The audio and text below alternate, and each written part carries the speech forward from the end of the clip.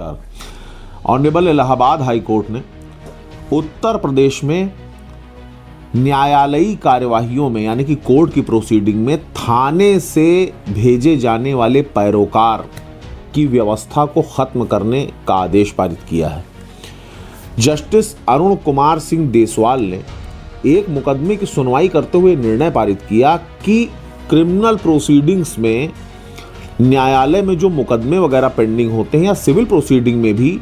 अगर किसी मामले में, हालांकि ये ज़्यादातर जो क्रिमिनल प्रोसीडिंग हैं जैसे कि बेल हो गई या और कोई क्रिमिनल मैटर हो गया, उसमें ज़्यादातर ये प्रक्रिया अपनाई जाती है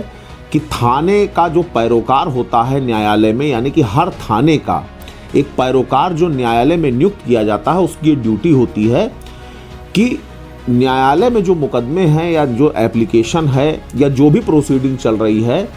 तो जो संबंधित थाना होता है वहाँ से उस प्रोसीडिंग के मामले से संबंधित जो भी अप्लीकांट होते हैं, जो भी प्रार्थी होते हैं, जो भी विपक्षी होते हैं, अभियुक्त होते हैं, उनका जो विवरण उस थाने में दर्ज होता है या उस थाने में जो भी उसकी रिपोर्ट होती है, पूरा का पूरा जो विवरण होता है, वो थाने से ला करके न्यायालय को अवगत कराने वाले व्यक्ति को पैरोकार कहा जाता है। तो इस मामले में जो ऑनरेबल इलाहाबाद हाई कोर्ट ने जो जजमेंट दिया है, इसमें इलाहाबाद हाई कोर्ट का ये कहना था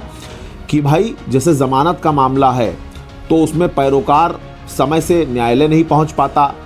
सीडी कमेंट समय से नहीं ला पाता मामले से संबंधित सुनवाई के संबंध में, या फिर प्रक्रिया में बहुत ज़्यादा जटिलता और देरी आ जाती है, जो पेपर आते हैं कभी कभी वो स्पष्ट नहीं आ पाते, अधूरे आते हैं, तो फिर दोबारा तिबारा उसमें डेट लग जाती है। तो न्याय के उद्देश्य को ये चीज़ें विफल करती हैं, देरी होती है, लोगों को ज़्यादा समय तक इंतज़ार करना पड़ता है। इसलिए इस व्यवस्था को ख़त्म किया जाए और जो भी विवरण अब न्यायालय के द्वारा थानों से मांगे जाएं वो ईमेल या ऑनलाइन प्रणाली के माध्यम से संबंधित थाना उस न्यायालय को भेजे। यानी कि जो मैनुअल पैरोकारी होती थी, एक व्यक्ति जो कागज वगैरह लेकर थाने से न्यायालय को आता था, जो कागज प्रपत्र सीडी कमेंट ये सब लेकर के पैरोकार जो थाने का न्यायालय आता था, उसके स्थान पर अब सीधे थाने से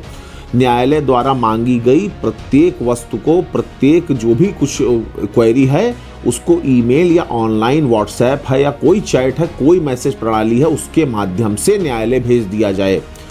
इस निर्णय को लेकर के तमाम प्रकार की कंट्रोवर्सीज, तमाम प्रकार की टिप्पणियां भी, चाहे वो शासकीय अधिवक्ता हो और चाहे वो आम अधिवक्ता हो,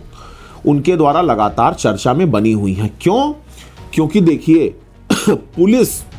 को अगर केवल और केवल आज के समय में किसी एक संस्था का भय बचा है, इसको कहने में बिल्कुल भी गुरेज नहीं है, मुझे एकदम स्पष्ट है, तो वो केवल और केवल न्यायालय है, न्यायपालिका है, कोर्ट है। अगर कोर्ट का भय ना हो तो न जाने पुलिस किस स्तर तक चली जाएगी, इसका अनुमान भी अभी लगा नहीं सकते आप सब। बिल्कुल इस चीज को सोच पाना असंभव है कि किस प्रकार की जटिलताएं सामने आएंगी, किस प्रकार के हालात उत्पन्न हो जाएंगे। और ये मैं अपने मन से नहीं कह रहा हूं, उसका जीता जागता उदाहरण वर्तमान में आप सोशल मीडिया उठाकर देख लीजिए। एक अपराधी की भांति व्यवहार करने से पुलिस कहीं भी हिचक नहीं रही है, भरा पड़ा है, पूरा का पूरा सोशल मीडिया भरा पड़ा है। आप उठा के देखिए, तमाम मामले आपके सामने आएंगे। तो ऐसे में एक न्यायपालिका ऐसा स्थान है जहां पर आने से पहले, खड़े होने से पहले, झूठ बोलने से पहले या फिर ढिलाई बरतने से पहले पुलिस वालों की रूहें कांपती हैं। लेकिन इस प्रकार के निर्णय के दिए जाने के बाद जो शिथिलता पुलिस वालों में आने की संभावना है, क्योंकि थाने में बैठ करके ही उनको सारा काम करना है। और बहुत खुले शब्दों में मैं ये भी जानकारी दे दूं कि अगर वो थाने से जो मेल करेंगे या जो भी चीजें भेजेंगे या डायरेक्ट ऑनलाइन प्रक्रिया के माध्यम से भेजेंगे, उसमें अगर कोई कमी हो जाती है तो फिर क्या होगा? फिर तो कोर्ट ये कहेगी कि भाई आधा अधूरी चीज आई है, दोबारा से मंगाइए, तो फर्क क्या पड़ा। लेकिन जब मैनुअल तौर पे एक पैरोकार कागज पत्तर लेकर के थाने से आता था तो एक तो डिसिप्लिन मेंटेन होता था, कोर्ट ये देखती थी कि भाई थाने से जो आख्या आई है, लिखा पढ़ी जो है, उसमें कितनी अस्पष्टता है, वो रिकॉर्ड मेंटेन हो जाता था। बाकी चीजें तो डिजिटल तरीके से रिमूव की जा सकती हैं, लेकिन एक बार जो प्रपत्र थाने से न्यायालय से न्यायालय को मोहर लग के आ गया, उसको कहां से अथॉरिटी रिमूव करेगी? तो उसकी शिथिलता, उसकी कमी, उसके दोष का जो पता लग जाता था न्यायालय को, वो अब शायद लग पाना मुश्किल हो जाएगा। दूसरी बात, जब थाने से पुलिसकर्मी न्यायालय आकर के खड़ा होता था या खड़ा होता है आज की तारीख में, तो जाहिर सी बात है उसको झूठ बोलने से पहले, किसी चीज को छिपाने से पहले 100 बार सोचना पड़ता है, क्योंकि इसी कानून, इसी संविधान में लिखा हुआ है कि न्यायालय